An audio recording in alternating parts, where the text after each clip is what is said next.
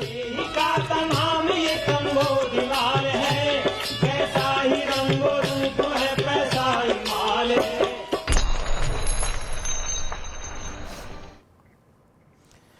नमस्कार, मैं हूं शुभम शंकरधर। आप देख रहे हैं मनी 9। नया दिन, नया मनी सेंट्रल तैयार है। मनी सेंट्रल की टीम तैयार है इनपुट्स के साथ, विश्लेषण के साथ, और आज तमाम खबरें ऐसी हैं जिन पर हम चर्चा करेंगे। खबर अमेरिका की भी है, खबर भारत के बाजार की भी है, खबर भारत से जुड़ी कुछ नीतियों की भी है। विश्लेषण के लिए पूरी टीम तैयार है। मनी 9 के एडिटर अंशुमान तिवारी जी मेरे साथ जुड़ गए हैं। इसके अलावा विपुल सिंह और संदीप ग्रोवर मनी 9 की टीम से मेरे साथ हैं। अलग अलग खबरों पर आप लोग अपने इनपुट्स लेकर आए हैं और पूरी कोशिश ये है कि मनी सेंट्रल को और ज्यादा रोबस्ट बनाया जा सके, और ज्यादा जानकारी से युक्त किया जा सके, जिससे कि आपको और बेहतर समझ सकें आप खबरों को और उसके असर को। तो आज खबरें कौन सी होंगी, अब ये देख लेते हैं आज ऑन द शो क्या है। तो शुरुआत हम करेंगे आपकी ईएमआई बढ़ने की खबर से। और बढ़ गई आपके कर्ज की EMI. Home loan, car loan, personal loan की ईएमआई बढ़ गई होगी। देखिएगा, अगर आप 3 बैंकों के ग्राहक हैं, वो कौन से 3 बैंक हैं ये हम आपको बताएंगे। चावल के निर्यात ने बढ़ा दी उलझन। चावल के निर्यात पे फैसला करने के बाद कुछ ना कुछ घट रहा है। अब क्या घटा है ये आपको बताएंगे। साइबर ठगी के पीड़ितों को तुरंत मिले मुआवजा। किसने कहा, कहां कहा, क्यों कहा, ये जानेंगे। ओपेक की बैठक में क्या होगा। कच्चे तेल की कीमतें ऊंचाई पर हैं। ओपेक की बैठक होती इसलिए है कि कच्चे तेल के भाव को ऊपर रखा जा सके, जिससे कि कमाई अच्छी हो। भाव ऊपर है, फिर अब इस बैठक में क्या होगा। क्या और ज्यादा आउटपुट कटौती होगी, नहीं होगी, कीमतों को यहीं रखा जाएगा और बढ़ाया जाएगा, ये सब कुछ जानेंगे। ये तापड़िया टूल का नाम की कंपनी क्यों चर्चा में है। तापड़िया टूल नाम की कंपनी पिछले 1-2 दिन से चर्चा में है। शेयर बाजार में तेजी देखी जा रही है। इस शेयर में तेजी कितनी होगी आप खुद सोचिए। 2 रुपए का तो ये शेयर ही है, 2 रुपए 20 पैसे पे ट्रेड कर रहा है। फिर ये चर्चा में क्यों है, ये पेनी स्टॉक चर्चा में कुछ खास वजहों से है, ये जानेंगे। और क्यों घटी अमेरिका की साख। रेटिंग एजेंसी फिच ने अमेरिका की साख घटा दी है, क्रेडिट रेटिंग घटा दी है। AAA से घटा के AA+ कर दिया गया। क्या मतलब है इसका, क्यों घटी रेटिंग, अब अमेरिका का क्या होगा। अमेरिका में तो बातें कुछ और हो रही थी। पिछले हफ्ते तक तो कहा जा रहा था मंदी नहीं है, कहीं नहीं है मंदी, अमेरिका ठीक चल रहा है। फिर रेटिंग क्यों घट गई। 2 महीने ही हुए, अभी तो जो डेट सीलिंग का भी मामला था वो भी सुलट गया था, अब तो ऐसा कुछ नहीं दिख रहा था। फिर अचानक ऐसा क्या हो गया, ये समझेंगे दिन की सबसे बड़ी खबर में। और क्या इसके मायने हैं ये भी समझेंगे दिन की सबसे बड़ी खबर में। फिलहाल खबर आपकी ईएमआई से शुरू। देश के 3 बड़े बैंकों का होम लोन महंगा हो गया है। ICICI bank, Punjab national bank और बैंक ऑफ इंडिया। अगर आप इन तीनों में से किसी बैंक के ग्राहक हैं तो आपकी ईएमआई 1 अगस्त से बढ़ गई है। क्यों बढ़ गई है, क्योंकि सभी अवधि के लिए बैंकों ने अपनी MCLR को बढ़ा दिया है। बढ़ी हुई दरें मंगलवार से लागू हैं। इस बढ़ोतरी की वजह से आशंका बढ़ गई है कि बैंक भी कर्ज महंगा कर सकते हैं, जो बचे हुए हैं वो भी।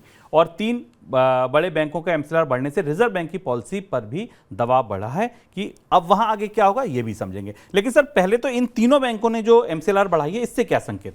ये बड़ी एक चौंकाने वाली खबर थी और इसलिए हमने इसको मनी सेंट्रल की सबसे पहली खबर बनाया, क्योंकि आमतौर पर अभी बाजार में इस तरीके का माहौल बिल्कुल नहीं है कि ब्याज दरें बढ़ाई जाएं। ये ज़रूर है कि रिजर्व बैंक ने अपनी मौद्रिक पॉलिसी समीक्षा में 2 बार ब्याज दरों में कमी रोक दी है, पॉज किया है, जिसको कि हम मॉनेटरी पॉलिसी की भाषा में पॉज कहते हैं, पर बढ़ोतरी के कहीं कोई संकेत नहीं।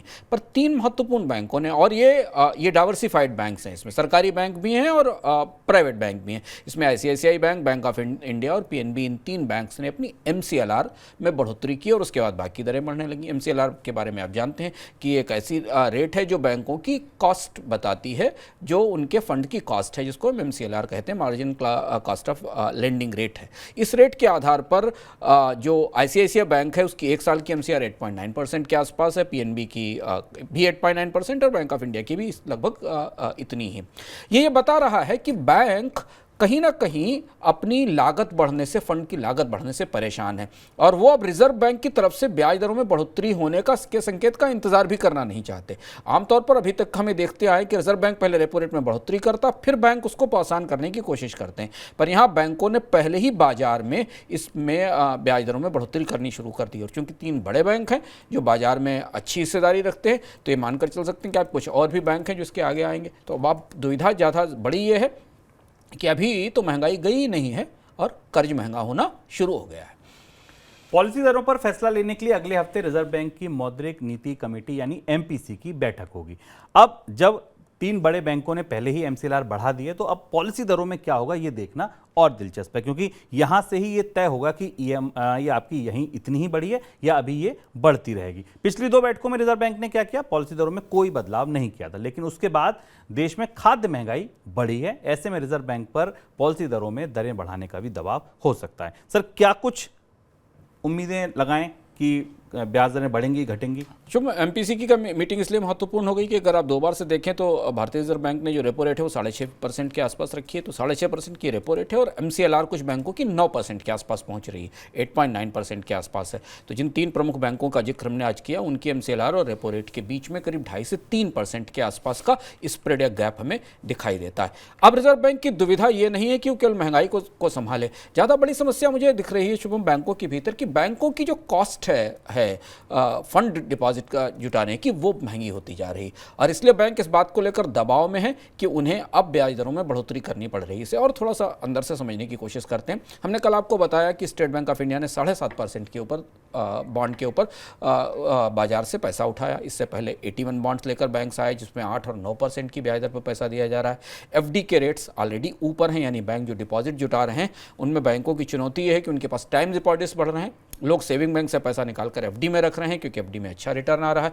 ये पूरी परिस्थिति बैंकों की कॉस्ट, जो फंड की कॉस्ट है, उनकी लागत है, उसे बढ़ा रही है, जबकि क्रेडिट का ऑफटेक कम है और या वो है जहां अनसिक्योर्ड हिस्से में लोन जा रहा है। ऐसी स्थिति में रिजर्व बैंक को MPC में ये देखना होगा कि क्या वो बैंकों की लागत बढ़ाने के मामले में किस तरह से दखल कर सकता है। दुविधा यह है कि ब्याज दरों में बढ़ोतरी अगर अभी तत्काल शुरू हो गई या किसी तरीके की बढ़ोतरी सामने आना शुरू हुई तो उसके असर अर्थव्यवस्था पर और दूसरे तरीके से होंगे, क्योंकि बाजार इस बात के संकेत नहीं दे रहा है शुभम कि ब्याज दरें बढ़ना शुरू होंगी। ये माना जा रहा है कि भारत में ब्याज दरों में बढ़ोतरी का रुख अगले साल जून जुलाई अगस्त के आसपास आएगा। तो अब इन परिस्थितियों की रोशनी में रिजर्व बैंक की मॉनेटरी पॉलिसी कमेटी की बैठक काफ़ी दिलचस्प और काफ़ी रोचक हो गई, और रिजर्व बैंक की दुविधा भी काफ़ी अनोखी है क्योंकि बैंक अब ब्याज दरें बढ़ाने के लिए रिजर्व बैंक से पूछने या रिजर्व बैंक से इजाज़त लेने की कोशिश नहीं कर रहे हैं। तो क्या बैंकों की बैलेंस शीट जिस कॉस्ट पर वो फंड कलेक्ट कर रहे हैं वो उसे संभाल पाएंगी या नहीं, ये देखने वाली बात होगी। बंगाल की खाड़ी में गहरे दबाव का क्षेत्र बनने की वजह से देश के पूर्वी हिस्से में भारी बरसात की संभावना जताई जा रही है। मौसम विभाग का अनुमान है कि बुधवार और गुरुवार को उड़ीसा में कई जगहों पर भारी बरसात का अनुमान है। गहरे दबाव के क्षेत्र की वजह से बुधवार और गुरुवार को बिहार, छत्तीसगढ़ और पूर्वी मध्य प्रदेश के कई हिस्सों में सामान्य से लेकर अधिक बरसात होने का अनुमान लगाया जा रहा है। सर, कैसी स्थिति बनती दिखेगी फिर ये पूर्वी हिस्से में इस बरसात के अनुमान के बाद? ये खबर भी जो हमारे पास मौसम विभाग से आ रही है, ये भी पूर्वी हिस्से के लिए थोड़ी सी चुनौतीपूर्ण है। हमने आपको लगातार बताया है मनी सेंट्रल में कि भारत के पूर्वी हिस्से में सूखे जैसे आसार हैं। लगातार वो हिस्सा मौसम विभाग के नक्शे पर लाल रंग से दिखाई देता है जहाँ पर ड्राउट है। भारत के पश्चिमी हिस्से में अतिमान बारिश हुई है, मध्य के हिस्से में सामान्य बारिश हुई है और पूर्वी हिस्से में सूखा है। लेकिन अब ये जो कम दबाव का क्षेत्र बनना शुरू हुआ, इसका नतीजा हुआ कि उड़ीसा में कल रात से, उड़ीसा और मध्य प्रदेश के कुछ हिस्सों में, झारखंड के कुछ हिस्सों में, पूर्वी मध्य प्रदेश के हिस्सों में तेज और भारी बारिश हो रही है। कम दबाव का क्षेत्र आमतौर पर मानसून की सामान्य बारिश से ज़्यादा अलग तरीके की बारिश के हालात पैदा करता है, क्योंकि तेज बारिश है तो इससे फसल पर ज़्यादा नुकसान होता है, बाढ़ के खतरे और पानी भरने की समस्याएं खेतों में होती हैं। तो अब ये मौसम विभाग के लिए एक चुनौती है समझना कि इसका असर हम खरीफ की फसल पर कैसे देखेंगे। हालांकि आमतौर पर अगर आप मौसम विभाग के आंकड़े में देखें तो अगर ये बारिश 3-4 दिन हो जाती है तो जो डेफिसिट इस एरिया में था, रेन का जो कमी थी, वो पूरी हो जाएगी आंकड़े में। पर बहुत ज़्यादा तेज बारिश हुई तो ये फसलों के लिए अच्छी नहीं होगी और जिसकी संभावना ज़्यादा दिखाई दे रही। जो ताज़े हालात भी दिख रहे हैं और जो अभी बारिश की ताज़े सूचनाएं हमें पूर्वी भारत के हिस्से से मिल रही हैं। सरकार की तरफ से गैर बासमती चावल के निर्यात पर पाबंदी के बाद बंदरगाहों पर लाखों टन चावल का स्टॉक इकट्ठा हो गया है। निर्यात की अनुमति नहीं होने की वजह से पोर्ट्स पर स्टॉक बढ़कर 2 लाख टन हो गया है। सरकार ने 20 जुलाई को गैर बासमती सफ़ेद चावल के निर्यात पर प्रतिबंध लगा दिया था, जिसके बाद निर्यात को लेकर एजेंसियों ने सख्ती बढ़ा दी है। निर्यात पर सख्ती का सामना झेल रहे चावल निर्यातकों ने सख्ती घटाने की मांग की है। निर्यातकों का कहना है कि उन्होंने निर्यात डील पर तय अवधि पर चावल नहीं पहुंचाया तो विदेशों में मुकदमों का सामना उन्हें करना पड़ सकता है। सर, ये उलझन किस बात की है सरकार के इस आदेश के बाद? सरकार ने जैसे गेहूं पर के निर्यात पर प्रतिबंध पिछले साल लगाया था, ठीक उसी तरह से चावल के निर्यात पर प्रतिबंध लगा दिया। और ये प्रतिबंध एक्सपोर्टर्स के लिए थोड़ा चौंकाने वाला था क्योंकि उन्हें उम्मीद नहीं थी कि एकदम निर्यात बंद हो जाएगा। अब स्थिति यह है कि जो पुराने लाइसेंस लिए गए थे प्रतिबंध से पहले, उसके निर्यात के कमिटमेंट या वादे पूरे करने हैं और उसे निर्यात किया जाना है। जो सूचना है करीब 2 लाख टन के आसपास चावल बंदरगाहों पर पड़ा हुआ है। अब एजेंसियां निर्यात में प्रतिबंध के कारण इसे रिलीज करने में दिक्कत कर रही हैं। निर्यातकों ने कॉमर्स मिनिस्ट्री से कहा है कि ये तो पहले के कमिटमेंट से इनको के निर्यात की इजाज़त दी जानी चाहिए। दुविधा यह है कि सरकार नीतिगत स्तर पर 2 मोर्चों पर फंसी हुई है। भारत के अपने बाजार में चावल और गेहूं और सारे अनाजों की कीमत ऊपर है, लेकिन अंतर्राष्ट्रीय स्तर पर भारत के भी अपने कुछ कमिटमेंट्स हैं। एक बड़ी अर्थव्यवस्था होने के कारण और दुनिया के सबसे बड़े चावल उत्पादक देशों के कारण तो दुनिया के अन्य देश अपेक्षा कर रहे हैं और लगातार दबाव भी बना रहे हैं कि भारत अपने चावल के निर्यात पर जो सख्ती है उसे उदार किया जाए। ये दुविधा उस दुविधा के बीच चावल निर्यातक फंस गए हैं, और खासतौर से वे निर्यातक फंस गए हैं जिनके पास पहले से अप्रूवल्स मौजूद थे और जिन्हें निर्यात किया जाना था। सोना मसूरी के एक्सपोर्ट को लेकर काफ़ी ज़्यादा सवाल उलझने हैं, क्योंकि ये एक नॉन बासमती राइस की किस्म है जिसका एक बड़ा बाजार अफ्रीका में भी है और अमेरिका और कनाडा के बाज़ारों में भी है। सरकार के डेटा प्रोटेक्शन विधेयक में उन डिजिटल प्लेटफॉर्म पर सख्त कार्रवाई का प्रावधान है जिनके यहाँ डेटा की चोरी होगी। डेटा प्रोटेक्शन बिल में प्रावधान है कि किसी डिजिटल प्लेटफॉर्म पर अगर डेटा चोरी की घटना 2 बार से ज़्यादा होती है तो उस प्लेटफॉर्म को ही ब्लॉक कर दिया जाएगा। कम्युनिकेशन और IT पर संसद की स्थायी समिति की रिपोर्ट में जानकारी दी गई। सर, और क्या क्या प्रावधान आ रहे हैं? 2-3 बड़े प्रावधान हैं ये जो बिल आया, इसमें बहुत सारे और भी कई सारे प्रस्ताव किए गए, पर 2 महत्वपूर्ण प्रावधान हैं जिनका जिक्र करना जरूरी है और जो भारत में आम लोगों की डेटा प्रिवेसी के तौर पर है, उनकी सूचनाओं की सुरक्षा के लिहाज से महत्वपूर्ण है। एक तो सबसे बड़ा और काफ़ी प्रभावी प्रावधान ये, अगर ये बिल पारित होता है, कि जहां भी डेटा ब्रीच होता है किसी प्लेटफॉर्म पे, ये साइबर फ्रॉड से थोड़ी सी अलग की चीज़ है। मान लीजिए कोई बड़ा प्लेटफॉर्म है, कोई बैंक है, कोई फिनटेक कंपनी है और उसके यहाँ कोई हैकर सेंध लगाता है और डेटा चुरा लेता है, तो इसे डेटा ब्रीच की कैटेगरी में माना जाता है। ऐसी घटना अगर 2 बार आती है तो ये बिल प्रस्ताव करता है कि उस प्लेटफॉर्म को बंद कर दिया जाएगा। ये बड़ी चुनौती है, क्योंकि इसका मतलब यह है शुभम कि कंपनियों को साइबर सिक्योरिटी पर डेटा ब्रीच रोकने के लिए और ज़्यादा पैसे खर्च करने पड़ेंगे और ज़्यादा सिस्टम्स लगाने होंगे कि कब कहाँ से कौन साइबर सिक्योरिटी और हैकर कोई डेटा ब्रीच करे, इसे रोकने की ज़रूरत होगी। दूसरी महत्वपूर्ण बात यह है कि इस बिल में यह भी प्रस्ताव किया गया है कि कुछ इस तरीके की व्यवस्था की जाए जिसमें साइबर फ्रॉड के शिकार लोगों को कंपनसेशन दिया जा सके या उनके नुकसान का हर्जाना भरा जा सके। भारत में भी ऐसी कोई व्यवस्था नहीं है। आप सिर्फ रिपोर्ट करा सकते हैं। रिपोर्ट के लिए भी भारत का जो साइबर सिक्योरिटी जांच सिस्टम है वो उतना चुस्त और दुरुस्त नहीं है। पुलिस और जो साइबर सिक्योरिटी सिस्टम में काम करने वाले लोग हैं सरकारी नेटवर्क में, उनके पास प्रशिक्षण नहीं है, उनके पास उस तरीके की जांच की सुविधाएं नहीं। आपका अगर क्रेडिट कार्ड से किसी ने पिन चुरा कर पैसा निकाल लिया है या आपके अकाउंट से फिशिंग करके किसी ने जानकारी निकाल ली, आप सिर्फ उसकी शिकायत कर सकते हैं, पर उसका हर्जाना नहीं मिलता है। इस बार इस बिल में यह भी प्रावधान है कि इसके हर्जाने की व्यवस्था भी करनी पड़ेगी। ये भी बड़ा पेचीदा मामला है, कैसे ये हर्जाना बैंक या कोई देगा और उसका अनुपालन कैसे किया जाएगा, ये देखने वाली बात होगी। ये 2 महत्वपूर्ण प्रावधान इस बिल के साथ हैं और इसके साथ और भी कुछ चीज़ें हैं जो संसद के सामने चर्चा के लिए रखी गई हैं। इस हफ्ते ओपेक प्लस देशों की बैठक से पहले अंतर्राष्ट्रीय बाजार में कच्चे तेल की कीमतों में तेजी देखी जा रही है। ब्रेंट क्रूड का भाव $86 प्रति बैरल के करीब पहुंच गया है। संभावना जताई जा रही है कि ओपेक प्लस की बैठक में प्रमुख तेल निर्यातक देश सऊदी अरब की तरफ से तेल उत्पादन में कटौती को सितंबर के लिए बढ़ाया जा सकता है। यही वजह है कि कच्चे तेल की कीमतों में तेजी है। उधर रूस की तरफ से भारत को सस्ते तेल की सप्लाई घटने की वजह से भारतीय तेल रिफाइनिंग कंपनियों के मार्जिन पर भी असर पड़ रहे हैं, वो घट रहे हैं। सर, ओपेक की बैठक में क्या हो सकता है? पहला सवाल तो यही। ओपेक की बैठक से 2-3 महत्वपूर्ण संकेत निकल रहे हैं। पहली चीज तो ये कि ओपेक की बैठक अगस्त में उत्पादन में कटौती की छाया में शुरू हो रही है, जिसके बारे में फैसला फरवरी से लेकर मई के अलग अलग बैठकों में किया गया था और वो कटौती अब लागू हो गई ओपेक के देशों की तरफ से, जो दुनिया के प्रमुख तेल उत्पादक देश हैं, और इसलिए कच्चे तेल की कीमतें $85 से ऊपर $86 के आसपास जा रही हैं। जो सबसे महत्वपूर्ण प्रस्ताव यहाँ आने वाला है वो सऊदी अरब की तरफ से आने वाला है, जो फिलहाल ओपेक को लीड कर रहा है और ओपेक का सबसे बड़ी अर्थव्यवस्था भी है। सऊदी अरब इस प्रस्ताव को लेकर आने वाला है कि जो कटौती है उसे सितंबर के बाद तक बढ़ा दिया जाए, यानी इस पूरे साल तेल उत्पादक देश अपने उत्पादन में बढ़ोतरी नहीं करेंगे और इसलिए बाजार में $100 तक कच्चा तेल पहुंचने के आकलन वापस लौटने लगे हैं। कई सारे विशेषज्ञ और कई सारे ट्रेडर अभी मान रहे हैं कि $100 से ऊपर का कच्चा तेल बाजार में पहुंच सकता है इस साल के अंत तक। उसके पीछे एक और बहुत महत्वपूर्ण वजह सऊदी अरब की अर्थव्यवस्था के साथ है।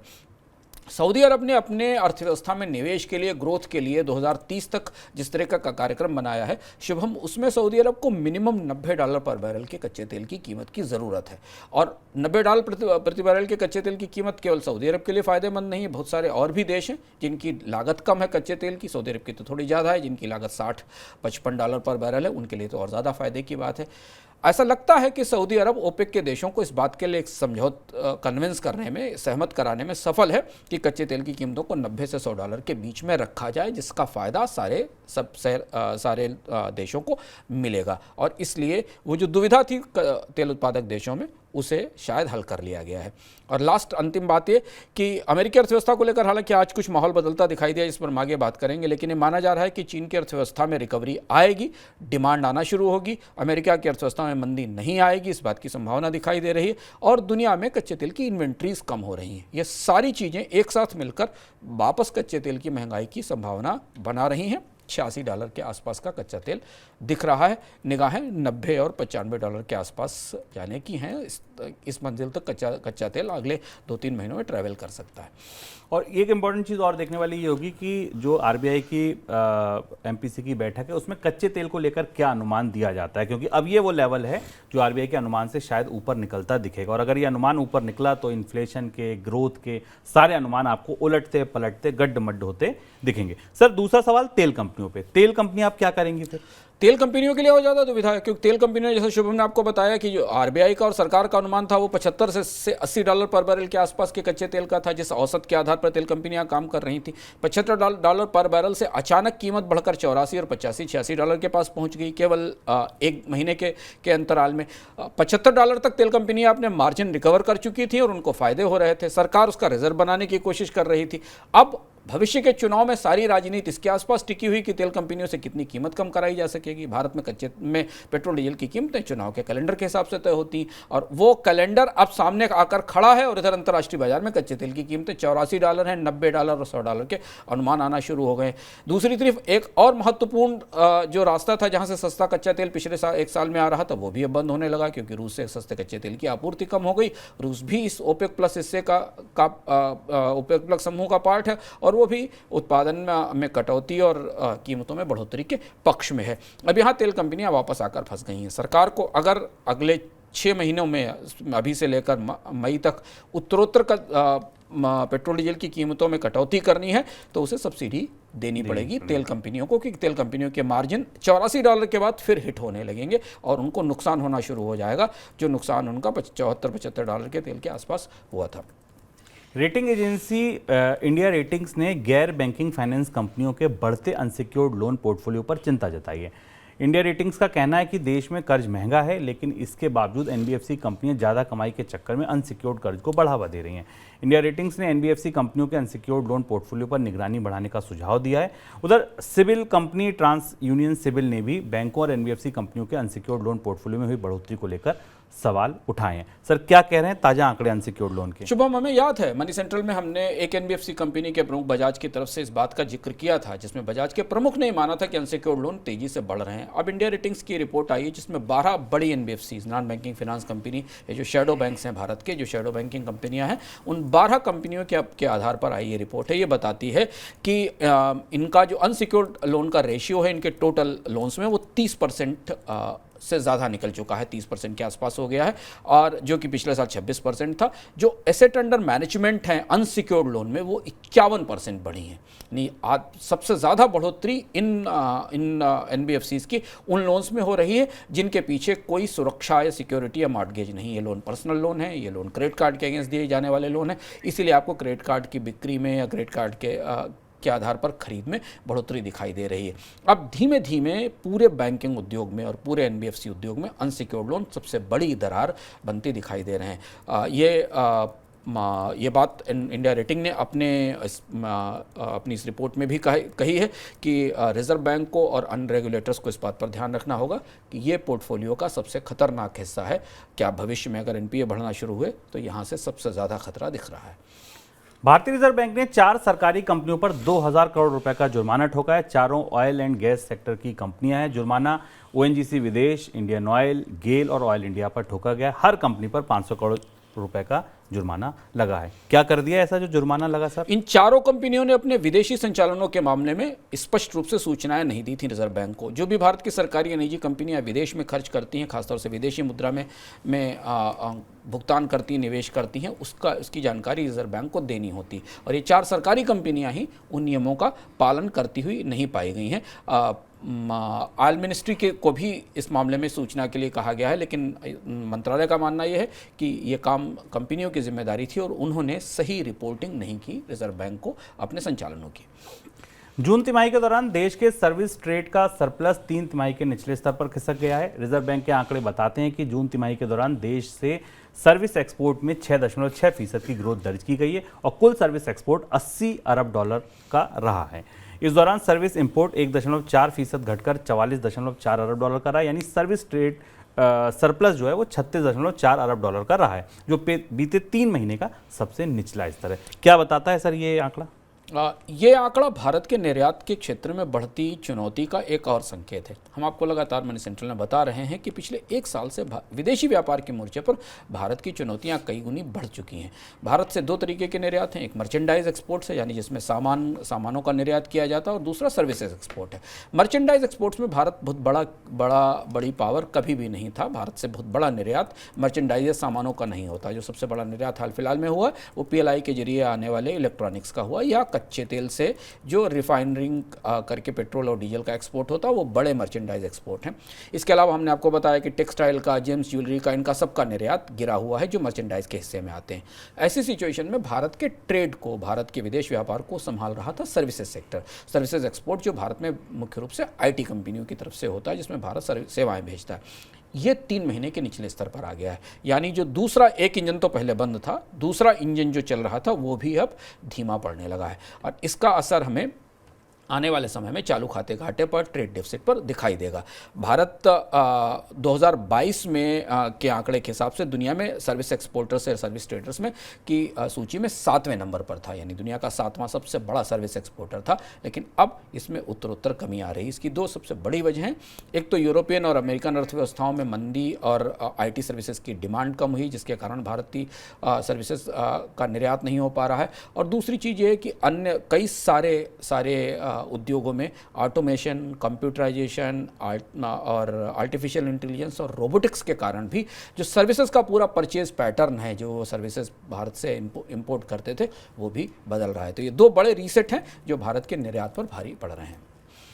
शेयर बाजार में तापड़िया टूल नाम की कंपनी पर खूब चर्चा हो रही है। करीब 3.3 करोड़ मार्केट कैप वाली इस इंजीनियरिंग कंपनी ने अपने तिमाही नतीजों में बताया कि वित्त वर्ष 2022-23 के दौरान उसका रेवेन्यू 764 करोड़ रुपए रहा है। मुनाफा 72 करोड़ रुपए दर्ज किया गया। हाल ही में 77 रुपए से ज़्यादा, करीब 77.5 रुपए प्रति शेयर का डिविडेंड घोषित कर दिया।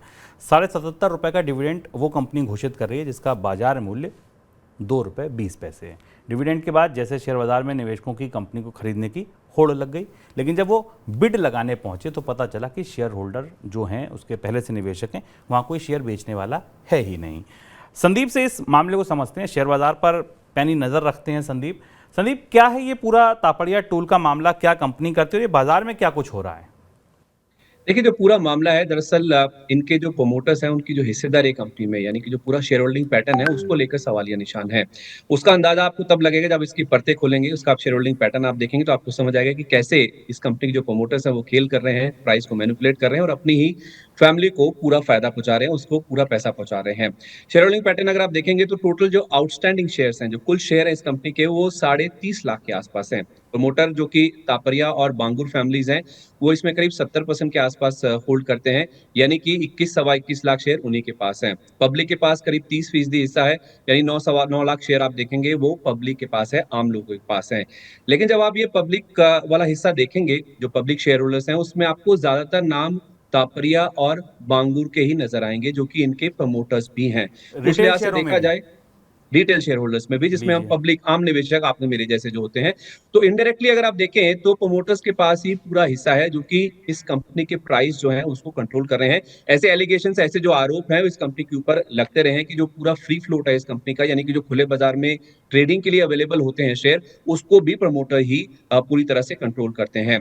अब इसको एड्रेस करने के लिए सितंबर से लेकर दिसंबर 2010 के बीच में इस कंपनी की जो प्रमोटर्स हैं, जो कंपनी है, उन्होंने 11 प्रमोटर और प्रमोटर ग्रुप एंटिटीज को रिक्लासिफाई किया, उनको भी पब्लिक का ही दर्जा दे दिया गया। उनके पास करीब 12.25% के आसपास की हिस्सेदारी थी, लेकिन उसके बावजूद जून 2019 में सेबी ने एक ऑर्डर पास किया जिसमें उन्होंने कहा कि महज ये जो 11 एंटिटीज है उनको आपने जो रिक्लासिफाई कर दिया पब्लिक के तौर पे, उससे उनका जो कंपनी के ऊपर कंट्रोल है वो डायरेक्टली हो या चाहे इनडायरेक्टली हो, वो कम नहीं हो जाता। इस पर कंपनी ने सैट का दरवाजा खटखटाया था और 2021 में सैट ने सेबी का जो ऑर्डर है उसको खारिज कर दिया था। ये कंपनी वहां पे बरी होती हुई नजर आई। तो कुल मिला के देखा जाए इस पूरे मामले से हमें जो समझ आती है वो बात वो ये है कि कैसे प्रमोटर्स अपना जो कंट्रोल है इनडायरेक्टली, अगर आप देखें कंपनी को कैसे वो होल्ड करते हैं, कैसे शेयर होल्डिंग पैटर्न को मैनेज किया जाता है, जिससे जो कीमतें हैं वो भी कहीं ना कहीं मैनेज होती है।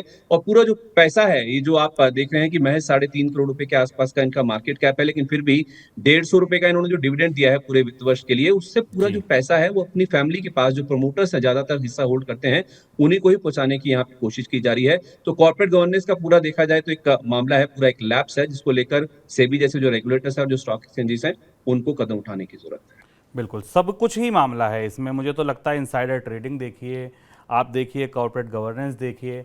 अब प्रमोटर्स ने अपनी एक कंपनी को कैसे चलाया, कैसे उसमें डिविडेंड घोषित किया। अब देखिए 30 लाख शेयर, 21 लाख कंपनी पे, 9 लाख में भी जो लोग हैं वो भी, उनमें बहुत सारे नाम तापड़िया जैसे ही हैं, यानी कि वो परिवार के ही हैं, एसोसिएट्स हैं। तो यानी कि जो भी आपने डिविडेंड दिया वो आपने अपनी इस जेब से निकाला और इस जेब में रख लिया। मोटी मोटी बात यही है। अब आपको इससे क्या याद आया? मुझे इससे याद आया इस हफ्ते का इकोनॉमिकम। और इस हफ्ते का इकोनॉमिकम आप अगर यूट्यूब पर ये प्रोग्राम देख रहे हैं तो आप कंफ्यूज मत होइएगा, क्योंकि इस हफ्ते का इकोनॉमिकम जो हमने अपने सुपर ऐप पर अपलोड किया था उसमें हमने दरअसल यही बात की थी कि ये प्रमोटर्स कैसे कंपनियां चला रहे हैं, कैसे शेयर बाजार में किसी तेजी का फायदा केवल प्रमोटर्स को होता है, और सेबी ने अब कौन सी नब्ज दबा दी है जो कंपनियों के बोर्ड रूम में थी। क्या है ये पूरा मामला, इसको आपको और डिटेल में समझना है। मतलब तापड़िया टूल्स तो एक नज़ीर है, अगर आपको ये तो एक ट्रेलर है, टीजर है, ये पूरी फिल्म अगर आपको देखनी है तो आप इस हफ्ते का इकोनॉमिकम देख लीजिए। अब आगे बढ़ते हैं दिन की सबसे बड़ी खबर की तरफ।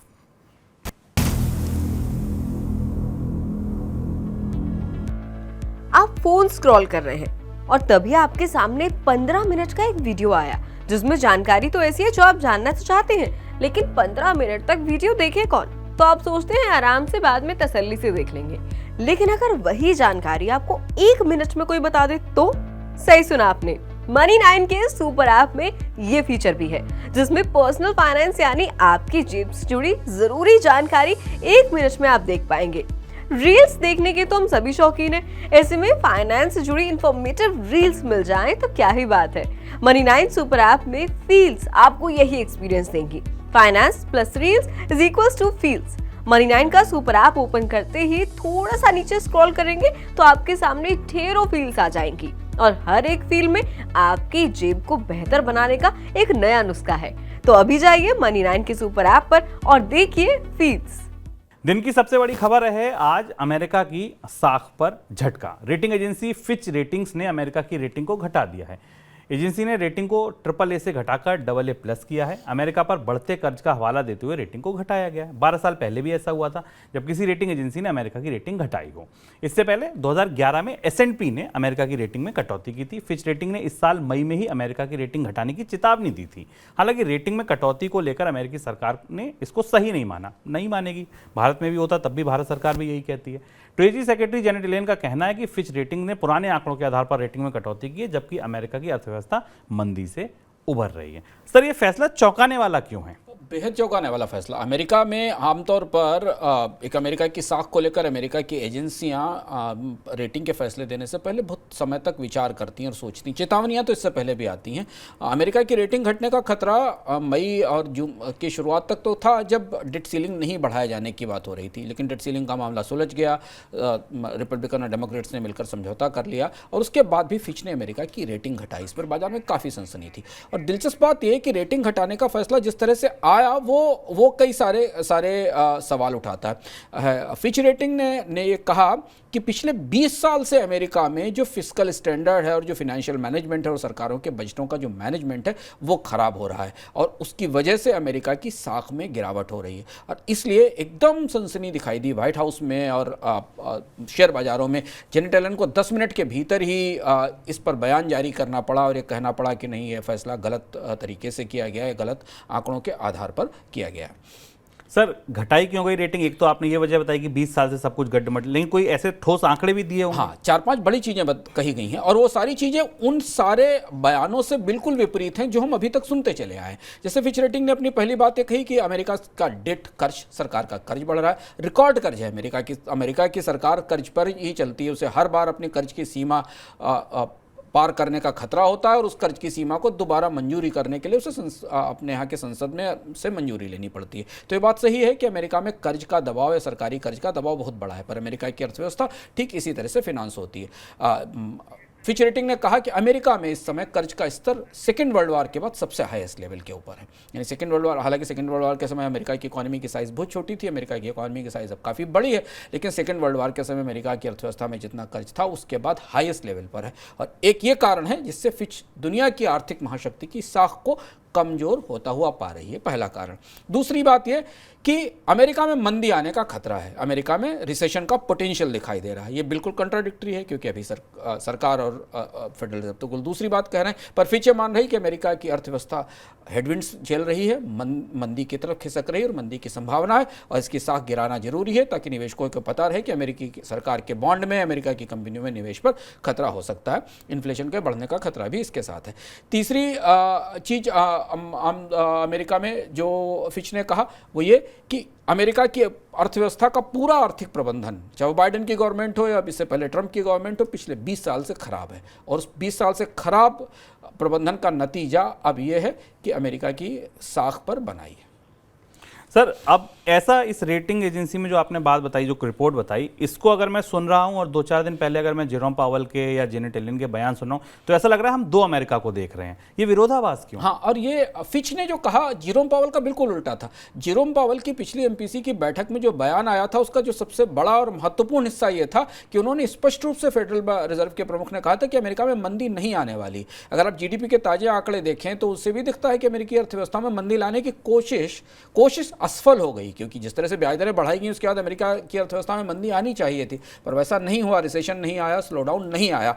लेकिन जेरोम पावल की बात से फिच एक रेटिंग एजेंसी सहमत नहीं है, उसको लगता है कि अमेरिकी अर्थव्यवस्था में मंदी आएगी। फेडरल रिजर्व जो देख रहा है वो फिच रेटिंग नहीं देख पा रही है। अब ये बड़ी वजह है जिसका असर हमें दिखाई देता है। लेकिन अब बाजार को रिएक्ट करना था, क्योंकि बाजार के लिए, किसी के लिए भी सरप्राइजिंग खबर थी, सुबह हमारे सबके लिए भी सरप्राइजिंग खबर थी। बाजार ने रिएक्ट किया क्योंकि जब भी रेटिंग कम होती है तो कुछ ना कुछ तो बोरोइंग कॉस्ट में बढ़ोतरी होती ही है, चाहे सारी एजेंसियां ना करें, 1-2 एजेंसियां भी करें तो थोड़ी ना थोड़ी बोरोइंग कॉस्ट में बढ़ोतरी होगी, बाजार में थोड़ी पैनिक दिखाई देगी, दबाव दिखाई देगा, कॉन्फिडेंस अर्थव्यवस्था में थोड़ा हिलता है फिच की ऐसी चीज़ों से और बाजार में वॉलेटिलिटी दिखाई देती, और वही हुआ इसके फैसले के बाद। हालांकि इस फैसले में कंट्राडिक्शंस हैं, फिच जो कह रहा है, फेडरल रिजर्व जो कह रहा है, अर्थव्यवस्था के जो आंकड़े जो दिखा रहे हैं वो 3 अलग अलग तस्वीरें दिख रही हैं। फिच को कुछ दूसरा पोटेंशियल दिख रहा है, डेटा जो आ रहा है वो कुछ दूसरा बता रहा है, और फेडरल रिजर्व जो कह रहा है, इन तीनों में अंतर है। लेकिन बाजार में तो उठापटक हुई ही, इसका असर तो बाजार पर दिखाई दिया। भारतीय बाजार पर तो पड़ा ही, उसका असर स्वाभाविक रूप से आया, पर अंतर्राष्ट्रीय बाजार में तेज उतार चढ़ा हुआ, क्योंकि एक बिल्कुल चौंकाने वाला सनसनीखेज सा फैसला था जो अचानक दुनिया के बाजारों के सर पर आकर गिरा, जो तेजी के मूड में तैर रहे थे, जिनके लिए इस समय माहौल काफ़ी अच्छा था, चाहे वो अमेरिकन स्टॉक मार्केट देखें या भारतीय या एशिया के बाजार देखें, उनके लिए उनके सर पर ये अचानक एक आफत की तरह फिच का जो रेटिंग डाउनग्रेड है आकर गिरा, और इसका असर ने बाजार में दिखाई दिया। बाजार में दिखाई दिया असर। सुबह भारतीय शेयर बाजार 800 पॉइंट तक सेंसेक्स लुढ़क गया था, हालांकि बंद होने से पहले 1 घंटे पहले रिकवरी शुरू हुई और नीचे से हम 150-200 पॉइंट करेक्ट जितना हुए थे उससे हम सुधर गए, यानी कि हमने वापसी दिखाई। बाजार का हाल और ज़्यादा बेहतर समझने के लिए इस गिरावट के भीतर क्या छुपा है, क्या ये बहाना मिल गया, बाजार गिरने को तैयार था, ये सब कुछ विपुल सिंह से पूछते हैं। विपुल जी, आज क्या हुआ बाजार में? बाजार सुबह खुला इसी खबर का यही कारण था या और कुछ वजहें भी थी?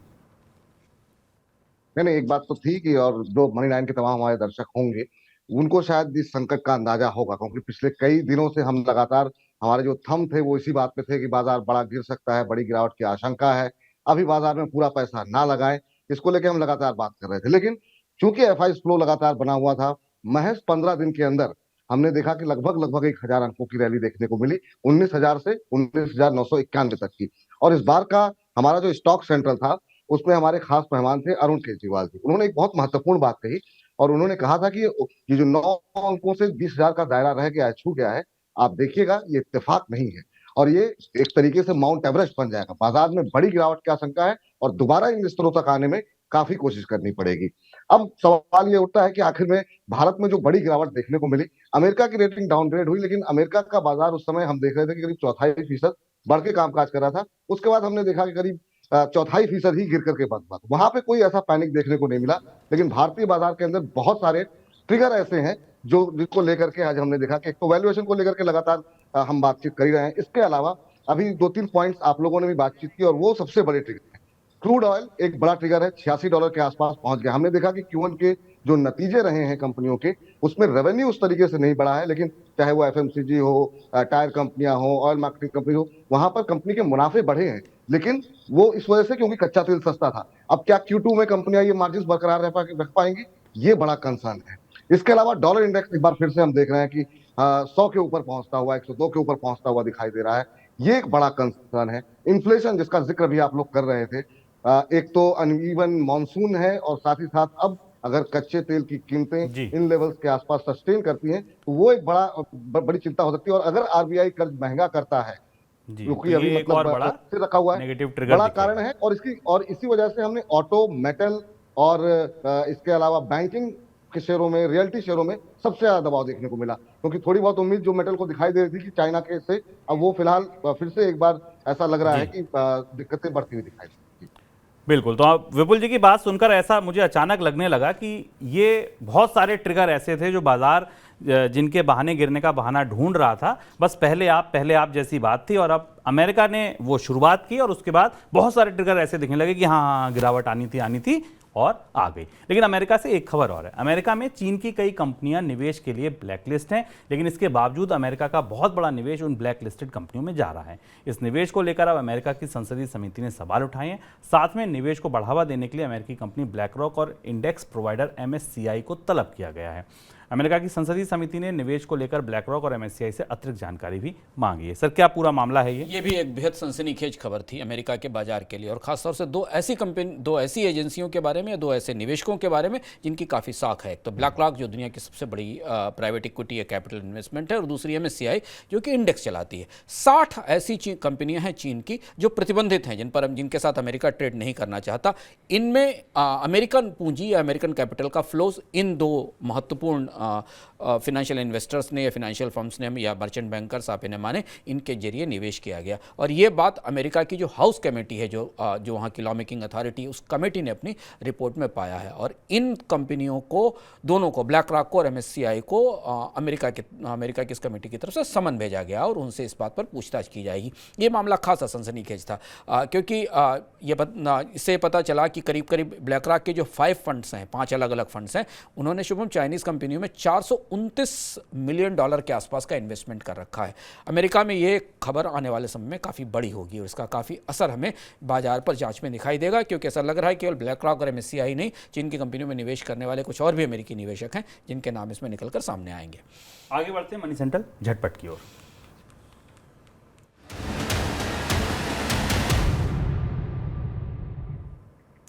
दिग्गज रियल एस्टेट कंपनी DLF के प्रमोटर KP सिंह ने कंपनी में अपनी बची हुई सारी हिस्सेदारी बेच दी है। KP सिंह की कंपनी में सिर्फ 0.59% हिस्सेदारी बची हुई थी। मंगलवार को कंपनी की तरफ से बताया गया कि KP सिंह ने इस हिस्सेदारी को 731 करोड़ रुपए में बेच दिया। करीब 6 दशक तक रियल एस्टेट बिजनेस में रहने के बाद KP सिंह ने जून 2020 में DLF के चेयरमैन पद से त्यागपत्र दिया था। ईडी ने मनी लॉन्ड्रिंग के एक मामले की जांच के तहत हीरो मोटोकॉर्प के चेयरमैन पवन मुंजाल और अन्य के घरों पर मंगलवार को छापे मारे। छापेमारी में कार्रवाई PMLA के प्रावधानों के तहत दिल्ली और गुरुग्राम स्थित परिसरों में की गई। मुंजाल के एक नज़दीकी व्यक्ति के खिलाफ राजस्व खुफिया निदेशालय यानी DRI की शिकायत के आधार पर यह जाँच की जा रही है। इस व्यक्ति के खिलाफ अघोषित विदेशी मुद्रा रखने के आरोप हैं। अमेरिका की दिग्गज निवेश फर्म वैनगार्ड ने भारत की कैब एग्रीगेटर कंपनी ओला की वैल्यूएशन को घटा दिया। 2021 में वैनगार्ड ने ओला की वैल्यूएशन $7.2 अरब आंकी थी, लेकिन ताजा अनुमान में वैल्यूएशन को घटाकर $3.5 अरब कर दिया, यानी करीब 52% की कटौती की गई है। इस साल फरवरी तक ओला में वैनगार्ड का कुल निवेश $3.38 करोड़ था। टेलीकॉम रेगुलेटर ट्राई ने मंगलवार को मई महीने के टेलीकॉम ग्राहकों के आंकड़े जारी किए। आंकड़ों से पता चला कि मई के दौरान वोडाफोन आइडिया के 28 लाख ग्राहकों ने कंपनी की सेवा छोड़ी है। दूसरी तरफ रिलायंस जियो के साथ 30 लाख नए ग्राहक जुड़े। एयरटेल ने भी मई के दौरान 13 लाख नए ग्राहक जोड़े। वोडाफोन ने जो ग्राहक कंपनी की सेवा छोड़ रहे हैं उनमें अधिकतर रिलायंस जियो की सेवा का चुनाव कर रहे हैं, ये बात भी सामने आई। सर, कोई टिप्पणी आपकी? वोडाफोन के ग्राहकों की शिफ्ट हमें फिर बताती है कि कंपनी किस संकट में है। और दूसरी चीज़ है कि वोडाफोन के पास जो ग्राहक थे, जो वोडाफोन के पास जिनके जो कनेक्शन जिनके पास थे, वो कम आय वाले, लो इनकम वाले या छोटे आरपू वाले लोग थे, जिनके से ज़्यादा आरपू नहीं था। और ये बेस अब जियो की तरफ शिफ्ट हो रहा है। अभी आपको याद होगा, हमने किसी मनी सेंटर में आपको बताया था कि जियो की स्ट्रेटजी भी यही है कि जो वोडाफोन का 3G और 4G का, खासतौर से 3G का जो बेस शिफ्ट हो रहा है उस पर निगाह जमाई जाए। और वैसा ही हुआ बाजार में। वोडाफोन के ग्राहकों ने वोडाफोन को छोड़ा और जियो का नेटवर्क चुना है। शुक्रिया मनी सेंट्रल देखने के लिए। कल फिर आएंगे शाम 7 बजे, तब तक के लिए दीजिए इजाजत। नमस्कार। ऐसे ही का तमाम ये संबोधन